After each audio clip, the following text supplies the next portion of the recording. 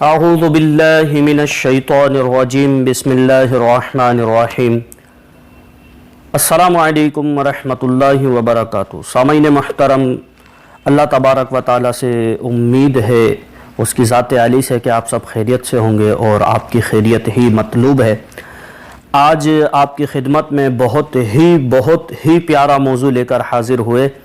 یقین جانیے آپ نے اس کو اول تا آخر سن لیا تو انشاءاللہ بہت کچھ سیکھنے کو بھی ملے گا، اور اللہ نے چاہا ایسا واقعہ آپ کے گوش گزار ہوگا کہ آپ زندگی بھر اسے بھول نہیں سکتے، میرا دعویٰ ہے۔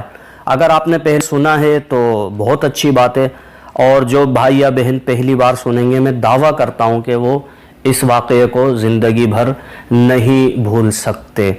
انشاءاللہ ہم اپنے موضوع کی طرف چلتے ہیں۔ اس سے پہلے وہ میرے سامعین جو ہمارے چینل پر نئے ہیں، ہمارے چینل کو سبسکرائب کریں، بیل آئیکن پر پریس کریں، ہماری ویڈیو کو لائک کریں اور آگے شیئر بھی کریں۔ جی ہاں سامعین محترم، آج ہمارا موضوع ہے سفر۔ جی ہاں، آج ہمارا موضوع ہے سفر۔ انسان مختلف کاموں کے لیے سفر کرتا ہے۔ کسی کا سفر کسی کام کے لیے ہوتا ہے، کسی کا سفر کسی کام کے لیے ہوتا ہے۔ انسان جو ہے اس کے دل کے اندر محبت ہوتی ہے، اور وہ محبت کسی کے لیے بھی ہو سکتی ہے۔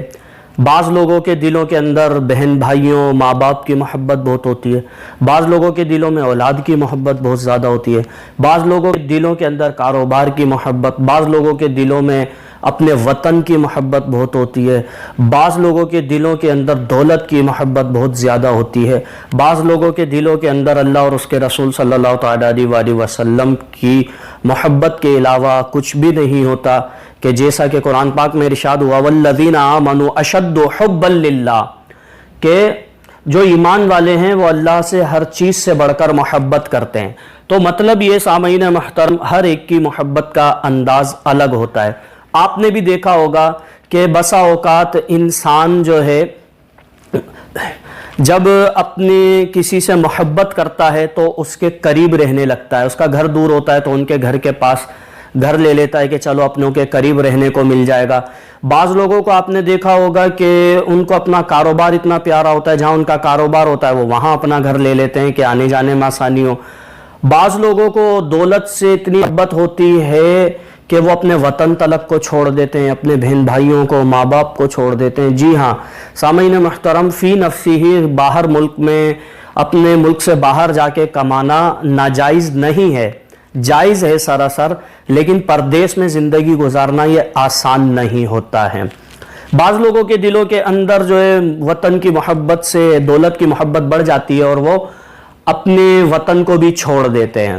بعض لوگوں کے دلوں کے اندر اللہ ہمیں نصیب فرمائے، اللہ اور اس کے رسول صلی اللہ علیہ وسلم کی محبت اس قدر ہوتی ہے کہ وہ اپنے رشتہ داروں کو تو کیا، اپنے بہن بھائیوں کو بھی، اپنی اولاد کو بھی، اپنے وطن کو بھی، مال و دولت کو، سب کو چھوڑ دیتے ہیں اور اللہ کی راہ میں اپنی جان دینے کے لیے قربان ہو جاتے ہیں۔ اللہ تبارک و تعالی ہمیں بھی وہ جذبہ نصیب کرے کہ اس کی راہ میں جب سر کٹانے کا وقت آئے تو ہم پہلی صف کے اندر کھڑے ہوئے ہوں۔ سفر کیا ہے؟ سفر اللہ تعالیٰ سے دوستی کا ایک لازمی جزو ہے، کیونکہ جب تک دوست محبوب کی تلاش میں نہ پھرے تب تک اسے محبوب کی قدر اور محبوب کی محبت اتنی ملتی نہیں ہے نا، کہ جب تک مارا مارا نہ پھرے۔ اب گھر میں بیٹھ کر جو ہے اتنی محبت اجاگر ہوتی نہیں ہے۔ بندہ سفر کرے تو سفر میں جو ہے بندے کو بہت کچھ سیکھنے کو ملتا ہے۔ جب اللہ توفیق دیتا ہے تو بندہ اللہ کی محبت میں کریا کریا، بستی بستی، شہر شہر سفر کرتا ہے۔ قدم قدم رب کی یاد آتی ہے، اس کی رحمتوں پر نظر پڑتی ہے۔ بندہ اپنے شہر کو چھوڑتا ہے، دنیا سے محبت اچاٹ ہوتی ہے، اور بندہ اپنی منزل کی طرف سرگرداں رہتا ہے۔ یہی ہمارے اولیاء الظام کا وتیرہ رہا ہے، انبیاء کرام کا بھی وتیرہ ہے، کہ آپ اکثر و بیشتر انبیاء کرام، اولیاء الظام، صوفیاء الظام کو دیکھ لیجئے کہ ان کی پیدائش کہیں اور ہوتی ہے، اور ان کے جو مزارات ہیں، ان کی جو قبریں ہیں، ان کے جو آرام گاہ کے مقام ہیں وہ کہیں اور ہوتے ہیں. یہ تو بچہ اس بات کو جانتا ہے. تو بہرحال سفر بھی اسلام کے اندر بہت ہی زبردست اہمیت رکھتا ہے. سفر کے آداب بھی ہوتے ہیں, سفر کے طور طریقے بھی ہوتے ہیں. سفر, لفظ سفر جو ہے سین کے رے, اس کا معنی بھی آج آپ سن لیجئے کہ ہم تو سفر کو سفر کی حد تک ہی جانتے تھے. سفر جو ہے, سفر معنی ہے کہ روشنی کرنا, سفرن روشنی کرنا, یہ عربی زبان کا لفظ ہے. سفرن روشنی کرنا, چونکہ انسان کی بصیرت اور عقل میں روشنی پیدا ہوتی ہے کہ حدیث میں یہ بھی ہے کہ سفر کرو عقل کے اندر اضافہ ہوگا. سافرو تصحو, سفر کرو صحت پاؤ گے. تو بسا اوقات آپ نے بھی دیکھا ہوگا کہ جب بندہ بیمار ہوتا ہے تو ڈاکٹر اسے کہتا ہے اس کو شہر سے نکال کر جو ہے کسی کھلی فضا والے علاقے میں لے جائیں, شہر تبدیل کر دیں. بعض ڈاکٹر کہتے ہیں کہ ان کو بہت زیادہ کھلی فضا ہو, بعض کشمیر چلے جاتے ہیں, مری کاغان چلے جاتے ہیں, سب جانتے ہیں کھلی فضاؤں میں چلے جاتے ہیں شہری زندگی کو چھوڑ کر. تو بسا اوقات سفر کرنا بھی جو ہے وہ کیا کہتے ہیں صحت کا باعث بنتا ہے. کیوں نہ ہو, حدیث میں ہمارے حضور نے فرمایا سافرو تصیحو, سفر کرو صحت پاؤ گے. تو صحت نصیب ہوگی جو سفر کرتا ہے.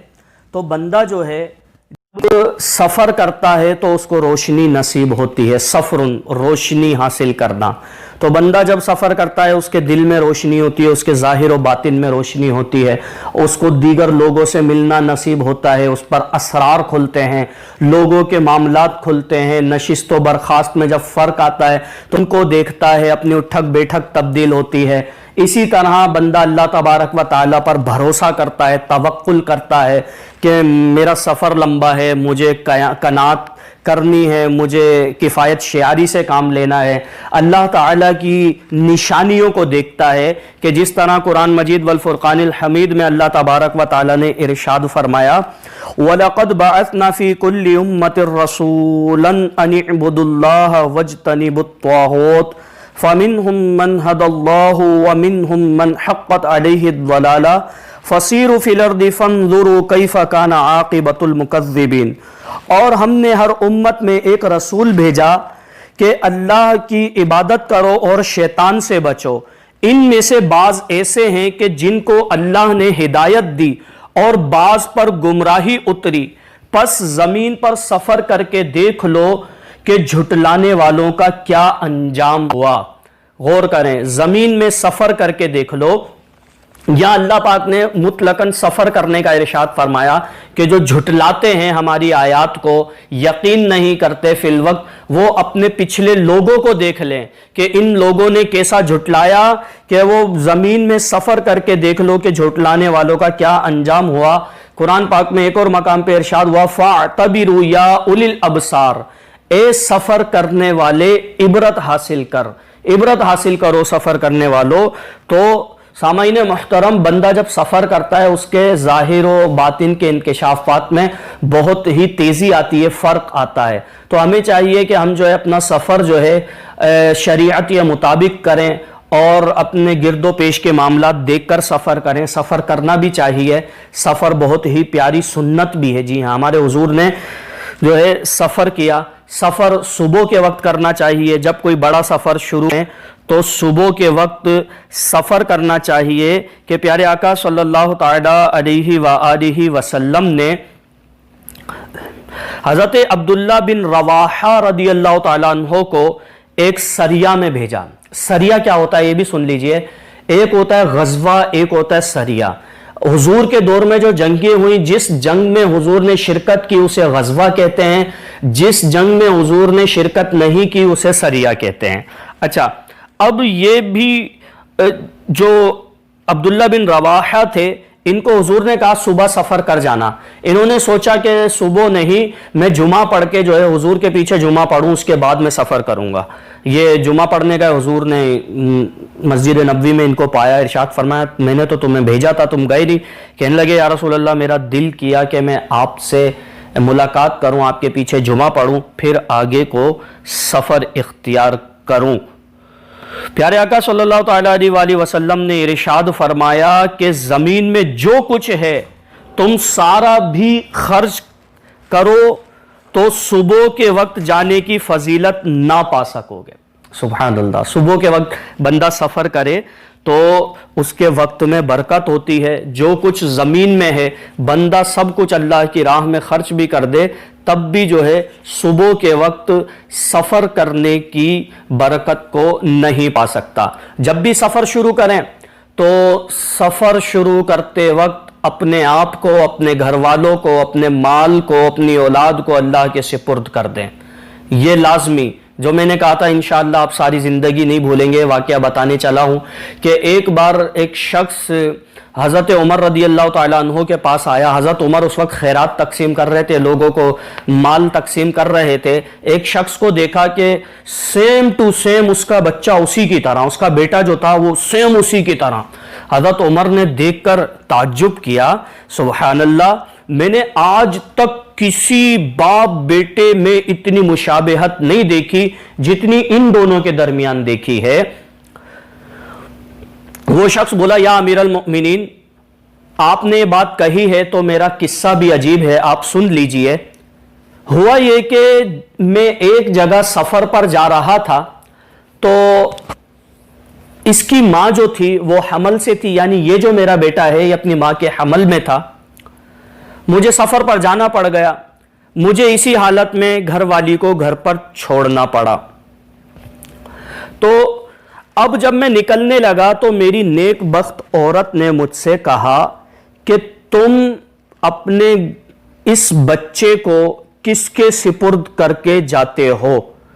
اس شخص نے اپنی بیوی کے پیٹ پر ہاتھ رکھا، کہا میں اس بچے کو اللہ کے سپرد کر کے جاتا ہوں۔ چلے گیا سفر پہ، واپس آیا، لوگوں نے بتایا تمہاری بیوی کا انتقال ہو گیا ہے۔ یہ اس کو بڑا صدمہ ہوا، واپس یہ قبرستان کی طرف لوٹا، لوگوں نے بتایا فلاں جگہ دفن ہے۔ یہ قبر پہ گیا تو اس کی بیوی کی قبر کے اوپر ایک شعلہ جو تھا وہ روشن تھا۔ یہ حیران ہو گیا کہ میری بیوی تو صوم و صلات کی پابند تھی، اس کی قبر کے اوپر یہ ایک شعلہ کیوں جل رہا ہے؟ تو اس شخص نے سوچا کہ میں ضرور اپنی بیوی کی قبر کو کھول کر دیکھوں گا۔ اس نے جب اپنی بیوی کی قبر کو کھولا تو دیکھا کہ قبر کے اندر ایک چراغ روشن ہے اور ایک بچہ اس چراغ کی روشنی سے کھیل رہا ہے۔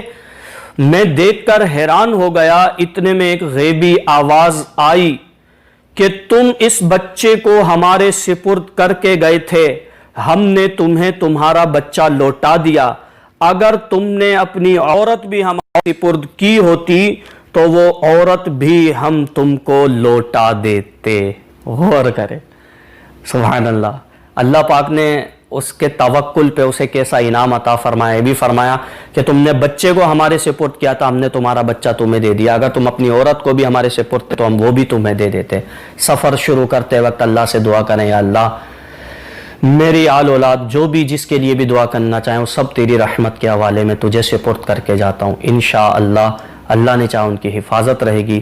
اللہ پاک ہم سب کو صحیح معنوں میں سفر کرنے کی سعادت نصیب فرمائے، اور سفر میں اللہ پاک ہم سب کو آفات و بلیات سے، نقصانات سے، حادثات سے محفوظ فرمائے، اور سب سے عظیم سفر اللہ پاک ہم سب کو حج کا، مدینہ طیبہ کا، حرمین طیبین کا بار بار سفر نصیب فرمائے۔